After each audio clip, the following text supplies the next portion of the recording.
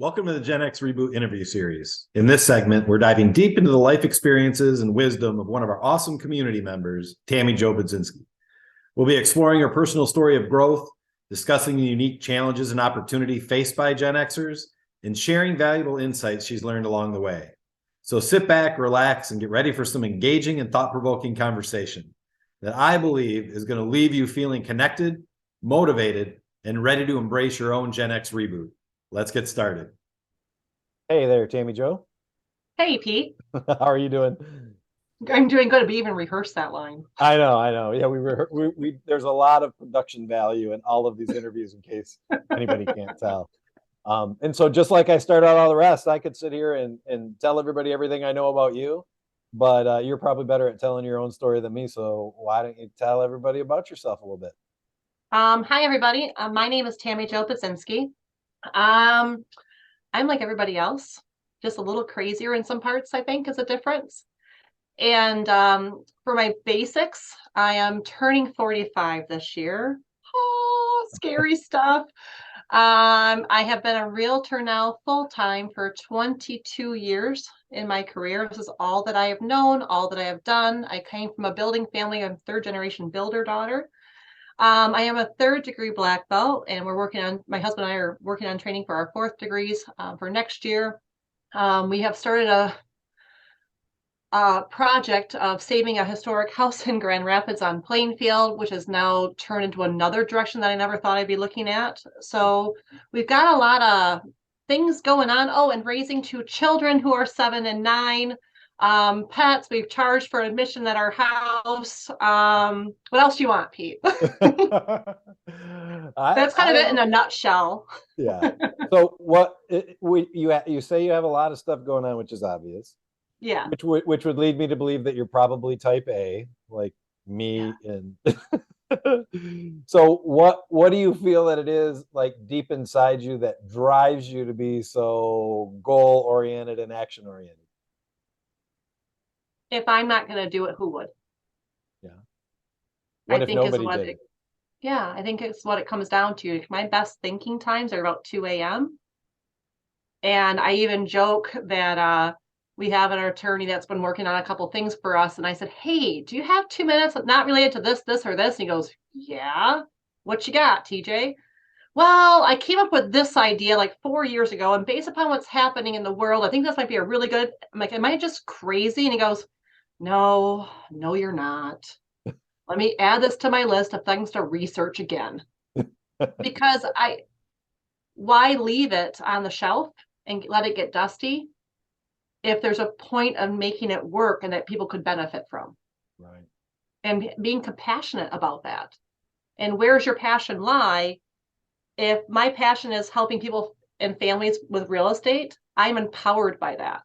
It's not about a house for me. It's about taking care of people. And if I can help them make the right decisions, or just taking out the stress of these horrible things and not knowing what to do, or now saving this house that Max and I stepped in just to save.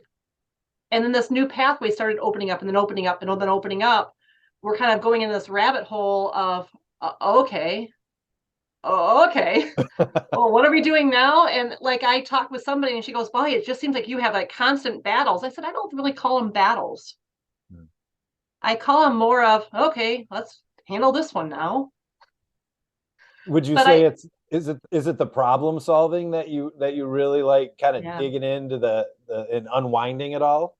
Yeah. I'm known in my industry for being a problem solver, thinking outside the box. And sometimes we just make new boxes. Yeah. If one doesn't work one way, what's the next way we could do it? Well, I like that part. Yeah, that's awesome. I've known Max pretty much my whole life. Yeah. And we're sorry about that. Yeah, I think the first time I met you was at Martin Luther King Park when you were talking about a project that you did for the community. Can you talk about that project a little bit? Yeah. I started a nonprofit called Plant for the Future. Probably 6 years ago. And my husband had the idea. He's like, the mayor's working on a greening initiative for Grand Rapids. Why don't you call her? I'm like, you want me to call who? Like, what? You want me to call who? And I made a phone call, got an introduction, and then I aligned with them for the first few years, right until COVID hit. donating money, collecting funds from the commissions from real estate agents. And I remember I had worked at a smaller brokerage of 100 agents total, and I was their #1 agent. And I told the broker, the owner of the company, hey, I know you're going to a vacation for a couple of weeks. Do I have your permission to reach out to the agents on our roster and see if they'd be willing to donate $35 from each closing?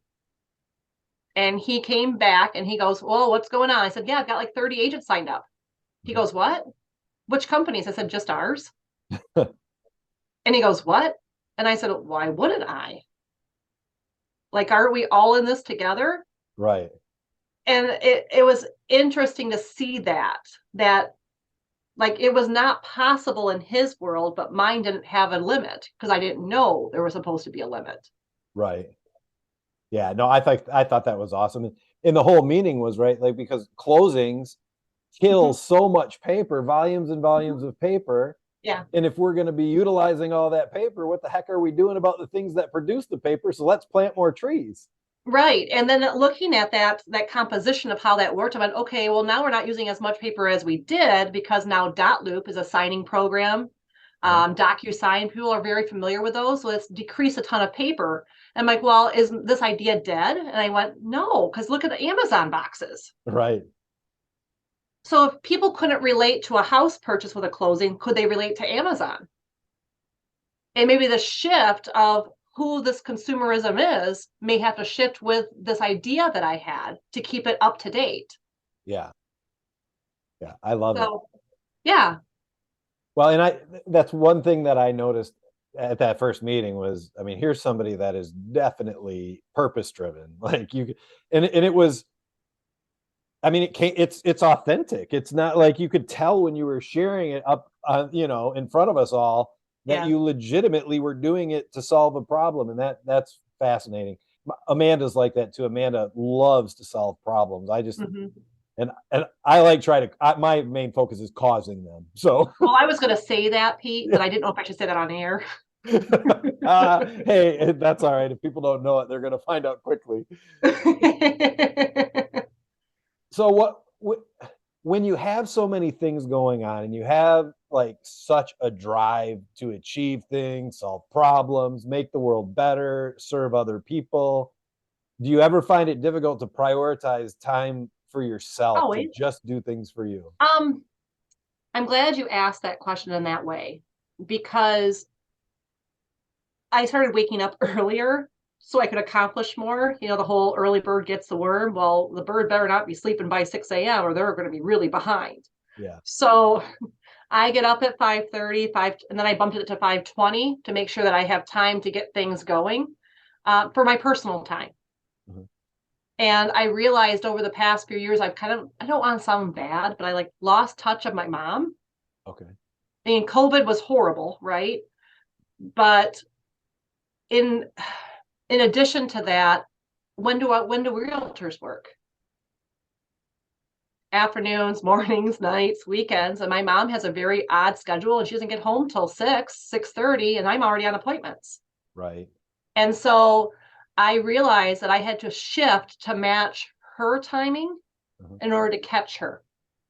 So now I talk with her 3, 4, 5 mornings a week at 5:55. Okay. I had a friend of mine that was in depression mode, so I called her at 5:55. Like I rotate to make sure people are up and they're moving and I'm good. It's just my network. And one of my past clients I had lunch with a couple of weeks ago, she goes, I gave it a description of you at the door. And I said, what was that? And she goes, super tall, blonde, and always happy. And I went, yeah, that's pretty close. Because even on down days, it's me that makes it down. Right. It's my perception of what's happened to me and how dare they do that, or you fill in the blanks. Yeah. But no, I'm generally a happy person. Well, and that's that growth mindset, right? Like you're going to take responsibility for your own feelings and for your own emotional state that you're going to arrive in, because you have control over the meaning making system. Well, right? and being realistic as a married woman, I would say that that's probably most of the time about 75% true. The other 25% is my husband's fault. Well, it sounds like Max is doing pretty good because I think it's my He's fault. doing It's great. 99% of the time. But I had my real estate coach reach out in, I want to say it was August of 2021, and she pushed me to do we always work on business related items, growth items, and she wanted me to do something personal. And I said, what do you want me to do? And she goes, I want you to run a marathon. I'm like, hell no. I don't even like running. And I turned her down and turned her down and turned her down. And then as I'm texting her one more response of, no, I'm not going to do this, Max turns to me in the car and goes, well, why not? I said, did you not just read the list of reasons? And that started me on a whole journey of what was possible. And it's limited mind, limited thought process. Yeah. And it wasn't until I had trained for 5 months, gone down to Disney for my first and ever race, my first and ever marathon, that I found out that I was crazy. Because I was just figuring out, if I run 10 miles today, the first mile was the hardest for the first 2 weeks. I mean, I didn't know if I could get past a mile. But if I could run 1 this week, then I could run 3 next week, and I could run 5 the following week. I could always bump it up. That why wouldn't it work? As long as I had this many miles in by this date, that I could make this 26.2 miles at the very end. And it wasn't until I was on the bus, got my little bag of stuff, like, ooh, go girl. And people on the bus are like, oh yeah, how many races? I'm like, none. Well, what are you running? 26.2. What? People don't do that. Like, I didn't even know it wasn't possible. So I'm glad that I stayed in a shell. Because if I had so many people doubting me, I wouldn't have been able to make it. I would have given credit and credence to, oh, that's normal. Right. Yeah, I think that's so important because, I mean, if you think about it, like, there is nothing that can't be done if you're smart enough to figure out a way to put together a plan to get it done.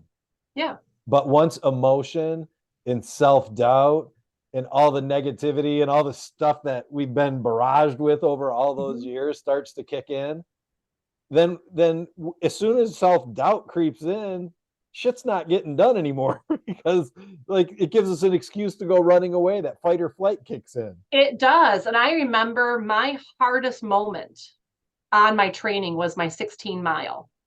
Yeah. I remember, and my dog was with me, and I remember where we were at. Like, I just don't feel good. It's not a good day. It's not. And I was running up the belt line, more like stumbling up these little curves of the hills of the belt line. And right when I had this moment going, why does it matter? Why don't I just stop? Who does it really affect? My watch turned on and read a text message from my brother-in-law, who said, Tammy Jo, you can do it. 16 miles is the hardest you're going to hit. Oh no. We Quit. froze up. Oh, there you are. You're back. We froze up for a second. At the same moment, I was going to quit. And I'm going, how amazing that one pivot point. If I had somebody physically pop in on my phone and verbally say in my earbuds, you're going to fail. This isn't possible. No one ever does this. I would have been, you're right. What was I thinking? But instead, I had my audio on and read me a text at that pivotal moment that was encouraging and uplifting and spiritual. Yeah, that is so awesome. That's one of the things that I really believe that Gen X Reboot group is going to bring to us, right? Because it's like-minded people who are not blaming the world on their circumstances, recognizing that they have the ability to make whatever decisions they want to create whatever outcome they want, and we're bringing them all together in one place. And there's going to be some crazy stuff that happens. Well, I guess ping pong on that, Pete. I have developed. Developed what? I'm sorry, you went away for a second. I'm laughing at myself because this isn't, like, I'm like, crap. I do a lot of crap. every single morning at like 8 o'clock before like 7:55 before I leave for the office, I am now up to 27 people that I text every really? morning with inspirational quotes. Amanda's on one of them. Oh, really? That's awesome. And I started it simply because I knew my neighbor wasn't doing very well. Something was going on and they couldn't share. Uh-huh. I always gave one to my team every morning. And they always like to guess, did I hit where they were at that day for what they needed for inspiration? And I included him. And then I would meet with a seller who I could sell was really, really struggling. And I told him not to sell yet, maybe take a year or two or whatever. And I added them to the group. Huh. So I'm up to like 28 people. It now takes me 5 minutes in the morning when it used to take me 5 seconds. And I look at that and I go, it may not mean a lot to me today, but this one message may mean something really important to somebody else. Yeah, that's really powerful. And it, like, the impact you can have on somebody by putting your hand on their shoulder at just the right time, or getting a text when you're at that 16th mile that tells you you're good enough and you can do it. Like, what an amazing thing. Well, and that's what I think what this group brings. Yeah. Is that everybody has, me included, down days. I'm just not feeling that pep in my step. I'm not making a difference the way I want to make. And I believe that we're all at where we think we should be. Right. I mean, if we're going to really look hardcore at this, Pete, we're all at where we think we should be. Yeah. Yep. Because if we didn't, we would be somewhere different. Right. So do I think that I'm the best agent?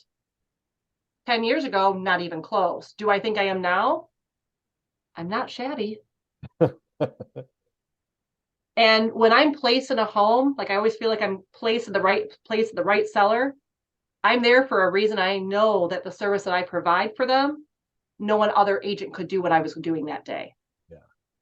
To be present with them, to be non-selfish with them. I'm not here to sell the house. I'm here to make sure I take care of you the right way. Right. That's powerful. And that's what I think with this group of Gen X is what people need. Right.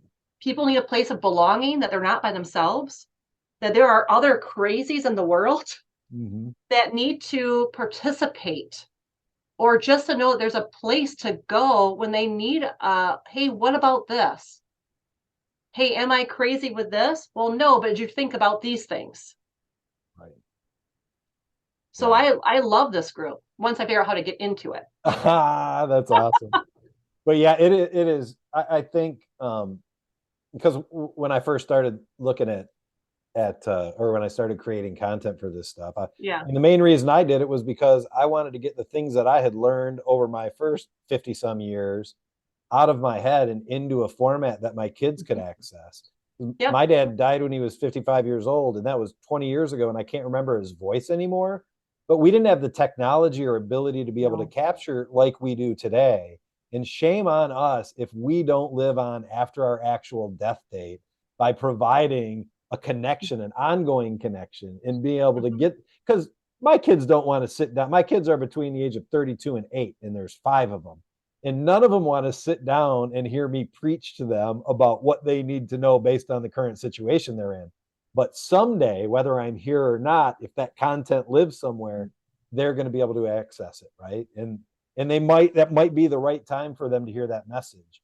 And that gets me excited. But when I was doing research and finding out what's most important to people our age and older, right, one of the things that we need in our years going forward is a social circle that we're connected to, because a circle in essence has a hole in it, and so does our friend list as we get older, because they keep falling and dying out the bottom. We got to keep replacing them with new ones. I'm glad you bring that up, because I had a past client of mine. I'm going to give you not a fun story, but a personable story. And they had called me out to do a pre-listing, see where their home is at. And while I was there, she was served divorce papers. Ugh. It was really bad. Yeah. And she called me a couple of days later crying and said that he had removed all the money from their accounts so that she couldn't hire an attorney. And that he although he thought he was smart, left his computer open where he actually wrote out to his attorney that he did that for that reason. So she wasn't like making it up. She actually read it from him. And I said, don't worry about it. I said, I'll cover a few grand. Mhm. You don't have to pay me back. Just make sure we get you somebody good and get you protected. Right. And since that time, her life has changed. She's been remarried. They have another couple of kids now. Life is good. And when I met her new husband, they came over to visit. He's like, you know what, honey? Those friends that you have, ugh, get rid of them. TJ and Max, these are people you need to hang out with because we're going to be like who we want to be out with. Yeah. And I think that's the biggest part, this biggest takeaway, Pete, is that who you want to be is who you hang out with. Right. Don't say that too loud because I'm here. I don't want people but you're to really in not... a different room. So am I hanging out with you or am I not? Yeah, that's true. That's true. You don't, to be a part of this group, you don't actually have to hang out with me. You could sit in your I'm a smart ass.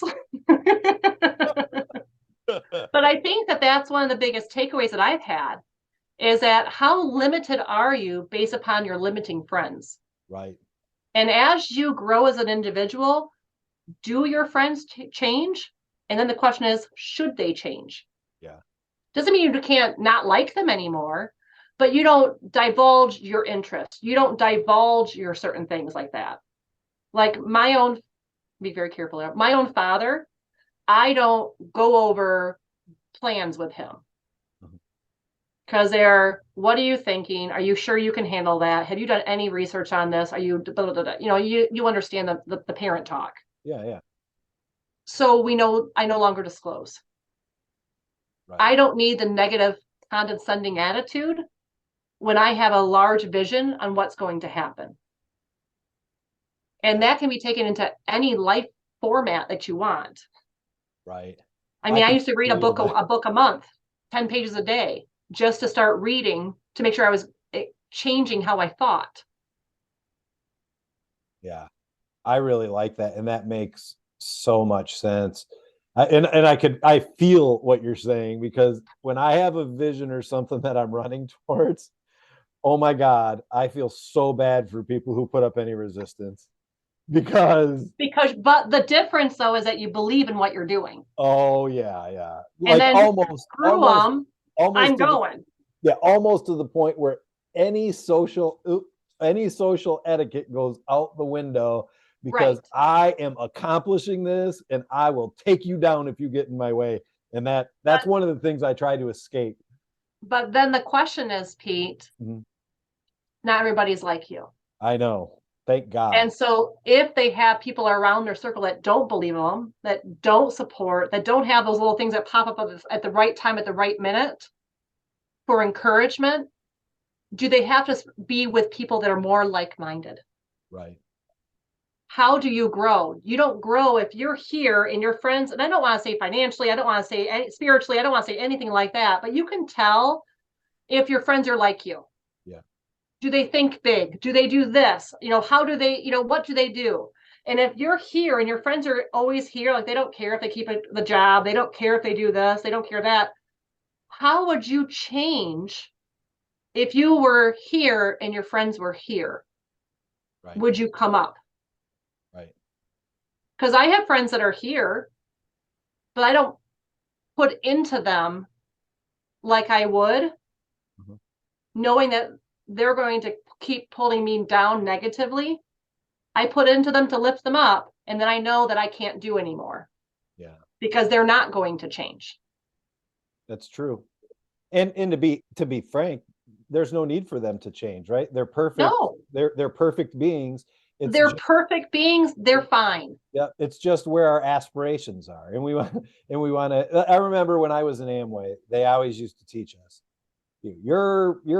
the amount of money you make in a year is going to be equal to that of the average of your 5 closest friends. And then they'd go, take a look at your 5 closest friends and then realize you might need to get new friends. And I was like, what are you talking about? And how old were you at that time? Like in my 20s, right? But I couldn't sort that out because and I actually feel like that frame of mind made me chase money. Like it was one of those influencing things that made me.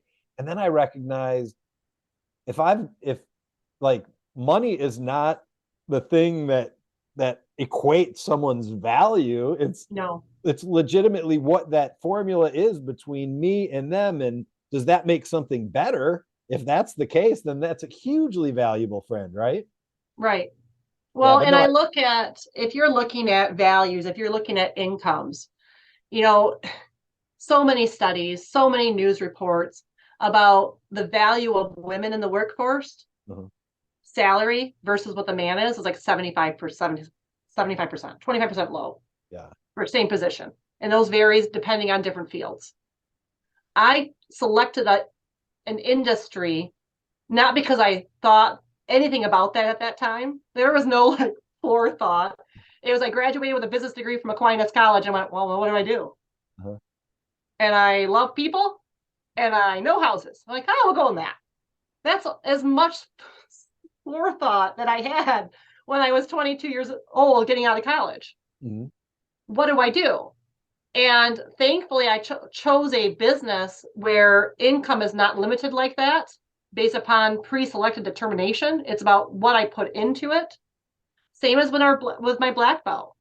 I didn't make the basketball team in high school. The popular girls laughed at me. Physically laughed as I went up for a layup. You know, there were like 30 kids, 28, whatever the number was, all trying out. And they were all the popular, like hoity-toity girls. And it was me and one other gal who were like the knot. That's the best way I could say it. The knot. And we were the only two that didn't make the team. And it wasn't until probably a couple weeks after that I was on the couch watching TV after school. And my dad's like, got to get your butt up, do something before you get fat. That was his exact phrase. I went, well, all right. Well, what can I do that doesn't rely on other people? That was my only thought process. What can I do that is only on me? My career was like that, but in high school, I looked at my brother who had decided to take Taekwondo to Ninja Turtles. And I went, I'll try that. People can't laugh at me there. Yeah. And if they do, you can take them down. Well, I can now, not when I'm a white belt. But looking at that mentality of independence. And I think that's what so many people strive for. How do I feel empowered that I'm in control of that? How can I succeed by the work that I put in? I mean, can you remember back like the high school projects and you got paired with like 3 or 4 people that were all punks? Yeah. And like 2 would you really try and the other ones would just dink off and you couldn't finish your projects? Drove me nuts. Because if you're giving a task, I want to finish it. Right. And not only finish it, but finish it well.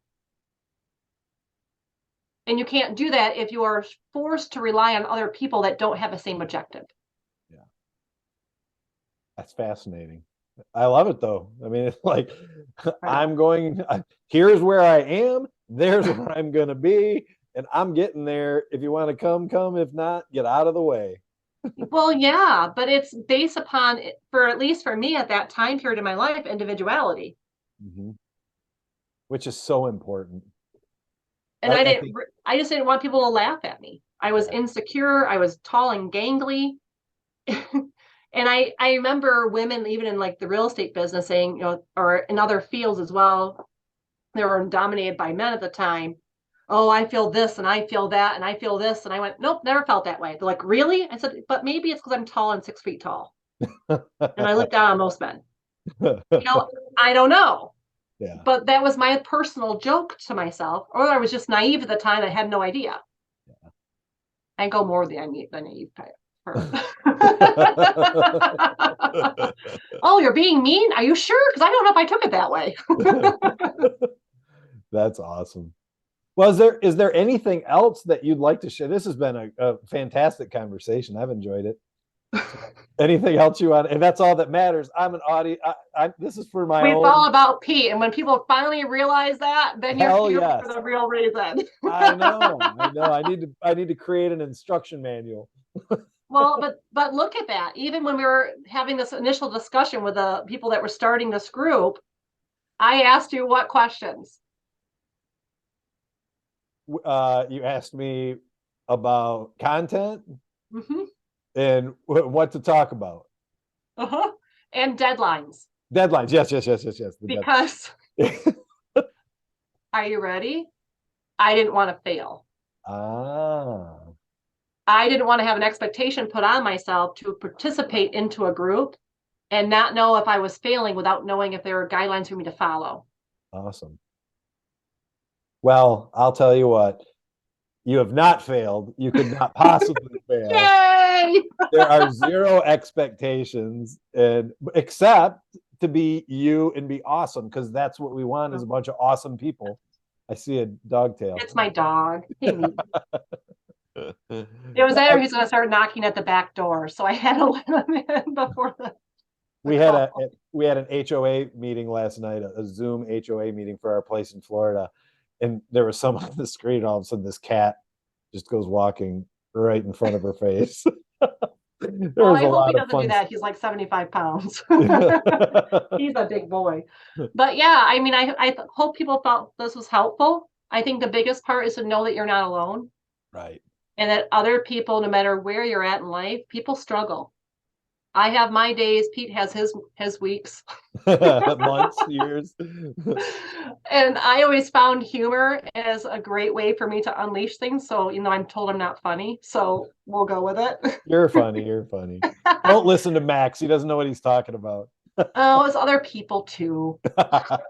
Not just him. But no, I just think people need to know that this is a group to be a part of, to really embrace, to show independence, but have guidance at the same time, and to have that support that a lot of people just don't have. They just don't. And I look at, like, one of my past clients reached out to me because she saw that I was getting a lot of donations put together for a family that had no furniture, no beds, no anything.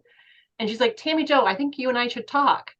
And so I just got off that meeting with her when I jumped on this one. And I said, so I could attach this to my website and I could make this a part of my listing presentation. And she goes, what? I said, sorry, I always think big. And she goes, what? I said, well, if I have sellers that need to get rid of items, because most of them do. Uh-huh. If they're moving to a big house, it means they don't have enough items. Right. They're going to be buying more. So the ones that are downsizing or moving out of state, they get rid of a lot of stuff. They don't know how to get rid of it. And I can place those items with families that are in need, and I can just push some buttons around and make that happen. I said, I can go present this to Keller Williams. Uh-huh. And then I can do this. And then she's like, what? And I went, oh, honey, just give me a minute. Because it doesn't help me, but the good that it could potentially do is so much bigger than me. Yeah. But if just the right person had to hear it, to put it in the front of the right people, that's leverage. Yeah, that's awesome. It's not done yet. So I told her after spring break to give me a little time. Yeah, that's good. And will you do me a favor? Yeah. Take some time on spring break. I am. And I'm gonna go play in the garden. Good. Get on that off ramp and spend some time. I'm gonna work in the morning, get caught up. If I have appointments in the evening, I'll do that. And then the afternoon, I'm hoping to go play in the garden. Awesome. At the Vanderbilt. All right. Well, thank you very, very much. I've really enjoyed talking to you. Thank you. We'll see you around. All right. Take care. Bye-bye. Bye, Pete. Thanks for tuning into this episode of our Gen X Reboot Story. I hope this story has inspired you to move at least one step closer to embracing personal growth and lifelong learning. Remember to prioritize your mental and emotional well-being and take time for self-care. Share your own Gen X Reboot stories in the comments below. See you in the next episode.